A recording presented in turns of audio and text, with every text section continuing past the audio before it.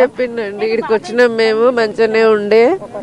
అది అగ్ని అది పడే వరకు అందరం ఎక్కడోళ్ళం అక్కడ దుంకేసినామని చెప్పిర్రు. మీకు ఏమనిపిస్తుందమ్మా? అజయ్ ఏమన్నా భయంతో ఏమన్నా ట్యాంక్ బండ్ లో దూకుంటాడు ఆ టైంలో అన్న ఏమన్నా అనిపిస్తుందా, లేకపోతే ఏంటి?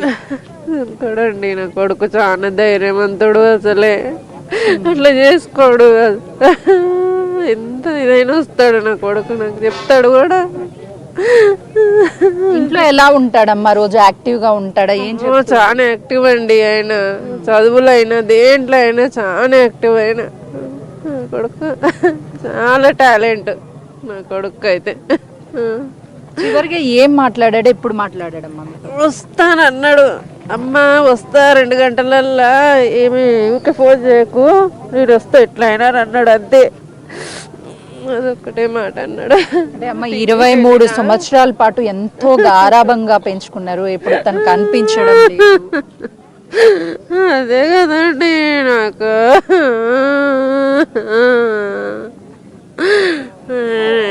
చెప్పలేనండి. ఏం కోరుకుంటారమ్మా ఫైనల్లీ? అంటే అసలు అజయ్ మంచిగా రావాలండి అంతే. నాకు నా కొడుకు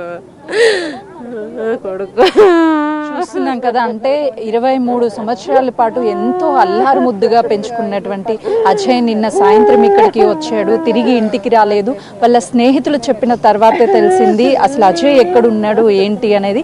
ఇప్పటికి కూడా క్లారిటీ లేదు. నా కొడుకు తిరిగి ఇంటికి రావాలి అని చెప్పేసి ఆ తల్లి తన ఆవేదన చెప్తుంటే నిజంగా ఆ బాధ అనేది వర్ణాతీతం అనే చెప్పుకోవాలి. ఏమవుతారమ్మా అజయ్కి మీరు? అమ్మమ్మని ఇంకా నా మాట్లాడుతుంది. అదే చూస్తున్నాం కదా, వాళ్ళ కుటుంబ సభ్యులంతా ఉదయం నుంచి ఇక్కడే ఉన్నారు. నిన్న సాయంత్రం ఈ ఘటన జరిగినప్పటి నుంచి వాళ్ళ కుటుంబ సభ్యులు, వాళ్ళ బంధువులు, ఫ్రెండ్స్ అంతా ఇక్కడే ఉన్నటువంటి సిచ్యువేషన్ ఉంది. ప్రస్తుతం వాళ్ళ పేరెంట్స్ ఉన్నారు, వాళ్ళతో కూడా మాట్లాడిద్దాము.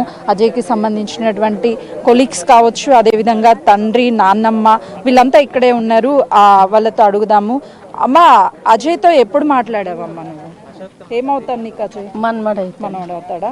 ఏం చెప్పాడంటే రోజు మాట్లాడుతూ ఉంటావా అజయ్తో? ఏం చెప్పాడు నిన్న మీతో? ఇక్కడ ప్రోగ్రామ్ అవుతుందని వెళ్ళొస్తానని తల్లితోటి చెప్పిండు. సరే ఇక పోతురు కదా, అందరు పోతురు కదా, నేను కూడా పోతానని సరే పోయిరామని తల్లి అన్నది. వచ్చేసిండు. వచ్చి మళ్ళా తల్లి 9 గంటలకు ఫోన్ చేస్తే చిచ్చాప మాట్లాడిండట. 9 గంటలకు మాట్లాడినాక ఇక మళ్ళీ దాని తర్వాత 10 గంటల తర్వాత మళ్ళీ ఫోన్ చేస్తే చిచ్చాప్. పోలీసు వాళ్ళతో ఏమన్నా మాట్లాడారా మీరు? ఈ డిఆర్ఎఫ్ పోయొచ్చారు. ఏం చెప్తున్నారు వాళ్ళు? 12 గంటలకు 1 గంటకు బయటకు నెట్తో వస్తాడు అని చెప్తున్నారు. ఏం చెప్తారు వాళ్ళు? వాళ్ళకేమది?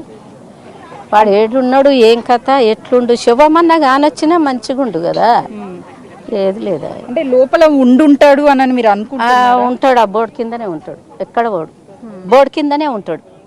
అదేందంటే వీళ్ళు ఈత వచ్చేపట్టుకే బయటకు వచ్చేసిరా 2 పిల్లలు. వీనికి ఈత రాదు.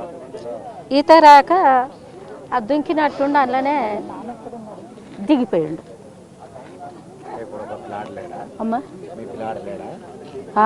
బాధే 23 ఏళ్ళు, 23 సంవత్సరాలు. అదే ఇప్పుడు తనతో పాటు వచ్చిన వాళ్ళు 2 కూడా మీకు తెలిసిన వాళ్ళేనా అమ్మ? ఫ్రెండ్స్? మాకు తెలియదు. ఆ పిల్లగానికి ఫ్రెండ్స్. మీ ప్లేస్ వాళ్ళేనా? మా ప్లేస్ వాళ్ళు గారు ఇక్కడ ఎక్కడనో మరి వాళ్ళు ఫ్రెండ్స్ లేనట. పోదామంటే పోదామని పర్మిషన్ లేదట, ఏం లేదట, ఎక్కేసిరు వాళ్ళు. ఏం చేస్తాం. అయితే చూస్తున్నాం కదా, ఇంటికి వచ్చేటువంటి సమయంలో చివరిగా 9 గంటల ప్రాంతంలో కాల్ చేసి ఇంటి వాళ్ళతో మాట్లాడాడు. అమ్మ నేను వస్తున్నాను ఇంటికి అని చెప్పాడు. ఆ తర్వాత తన ఫోన్ స్విచ్ ఆఫ్ రావడము, వాళ్ళతో వెళ్ళినటువంటి ఫ్రెండ్స్ కూడా గాయాలయ్యి బయటికి వచ్చిన తర్వాత అజయ్ ఇంటికి రాకపోవడంతో వాళ్ళు ఈ బోట్ దగ్గరే ఉండి ఉంటాడు, బోట్ కింద పడి ఉంటాడు అని చెప్పేసి వాళ్ళు చెప్తున్నారు. వాళ్ళ కుటుంబ సభ్యులంతా కన్నీరు మున్నీరు అవుతున్నటువంటి సిచ్యువేషన్ ఉంది. మరోవైపు వాళ్ళ తండ్రి కూడా ఉన్నాడు, తనతో కూడా మాట్లాడించే ప్రయత్నం చేద్దాము, అసలు ఏం జరిగింది ఏంటి అని చెప్పేసి. ఉదయం నుంచి వాళ్ళ కుటుంబ సభ్యులంతా ఇక్కడే చూస్తున్నారు. అజయ్ కనీసం అక్కడ బోటింగ్ దగ్గర ఏమైనా ఉన్నాడా అని మాత్రమే అనుమానాలు. ఖచ్చితంగా వాళ్ళ ఫ్రెండ్స్తో అయితే వచ్చారు అని వాళ్ళ కుటుంబ సభ్యులు చెప్తున్నారు. చెప్పండి, మీ కొడుకు వాళ్ళతో పాటు వచ్చినటువంటి వ్యక్తులు మీకు ఆల్రెడీ తెలుసా? అసలు వాళ్ళందరూ కలిసి మీ ఇంటికి వచ్చి ఇక్కడికి వచ్చారా, లేదు అంటే వాళ్ళుగా వెళ్ళిపోయారా? మా బాబు ఒక్కడే వచ్చింది ఇంటికాడ నుంచి. ఇక్కడికి వచ్చినాక తెలిసింది వాళ్ళు ఎంబడి వచ్చిందాక. ముందే మాకు తెలియదు వాళ్ళు ఎంబడి వచ్చింది. ఇక్కడికి వచ్చాక తర్వాత తెలిసింది. అంటే నైట్ టైము ఇక్కడికి ట్యాంక్ బండ్ పరిసర ప్రాంతాలకు వెళ్ళడం కానీ ఇదంతా కూడా రిస్క్ అని చెప్పి ఏమన్నా ఆపే ప్రయత్నం చేశారా, లేకపోతే రెగ్యులర్గా బయటికి వెళ్తుంటాడా? ఇక్కడికి వస్తున్నా అని చెప్పలే, అసలు చెప్పలే. ఫస్ట్ 7:30కి అట్లా వెళ్ళిండు.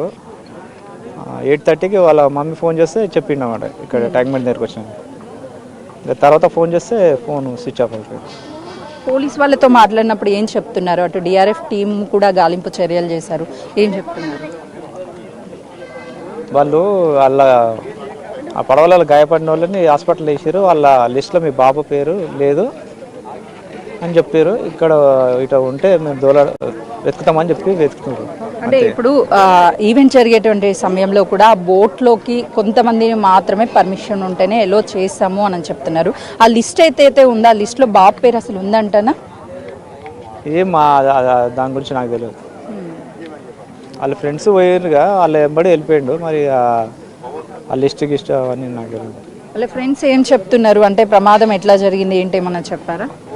అదే టపాకాయలు వెళ్ళినాయంట, పేలి మొత్తం పడవ కాలిపోయింది. కాలిపోతే మేము అందరం కింద దుంకేసినాము. దుంకేస్తే వేరే పడవలు వచ్చి తీసుకొచ్చిరని చెప్పారు. అందులో మా బాబు రాలేదు. అంటే ఏ టైంకి మీకు తెలిసింది ఆ బాబు ఈ పడవల్లో వెళ్ళినటువంటి వాళ్ళు మిస్ అయ్యారు అని? 2:30కి అట్లా ఎర్లీ మార్నింగ్ పోతుంది తెలిసింది. 2:30కి అట్లా ఫోన్ చేస్తే చెప్పారు ఇట్లా అయిందని.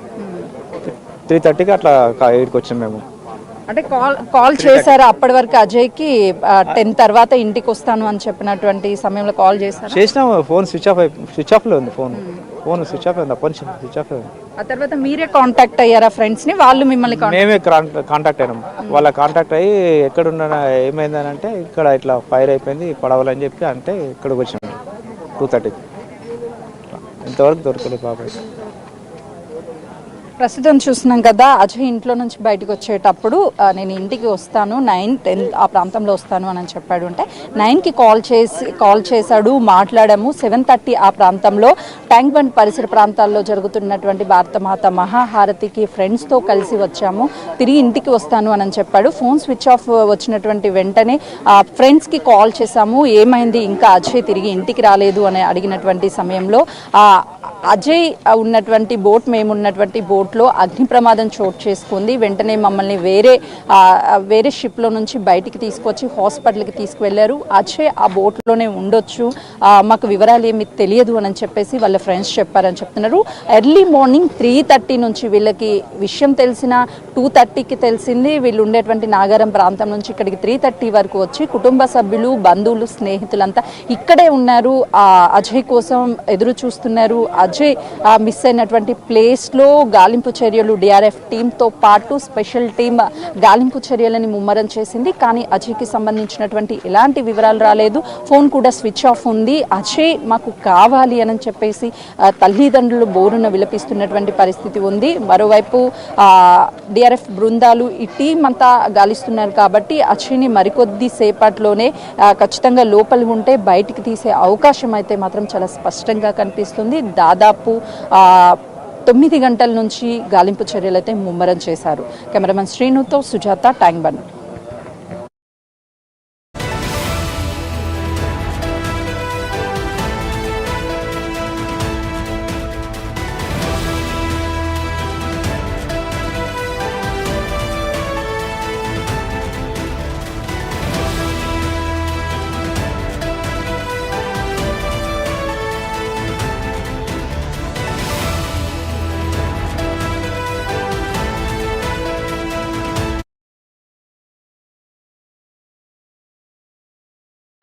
Right, welcome back to big TV digital exclusive. నిన్న జరిగిన హుసేన్ సాగర్ ప్రమాదంలో యువకుడు మిస్ అయ్యాడు.